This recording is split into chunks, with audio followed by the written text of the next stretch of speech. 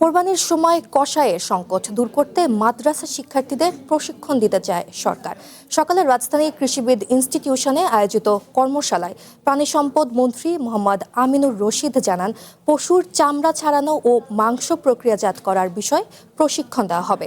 মন্ত্রী আরও জানান, এর মাধ্যমে শিক্ষার্থীদের বাড়তি আয়ের সুযোগও তৈরি হবে। এ সময় দেশে কোরবানির পশুর কোনো সংকট নেই বলে জানান বক্তারা। তাই ক্রেতাদের সীমান্ত পার হয়ে আসা পশু না কেনার আহ্বান জানান প্রাণী সম্পদ প্রতিমন্ত্রী সুলতান সালাউদ্দিন টুকু। দেশের খামারিদের স্বার্থ রক্ষায় দেশি গরু কোরবানির পরামর্শ দেন বক্তারা। একদম তোর মায়ের রান্না। তোর মা কোথায়? সেভুরি বিরিয়ানি মশলা, কিছু স্বাদ স্মৃতিকে ফিরিয়ে আনে।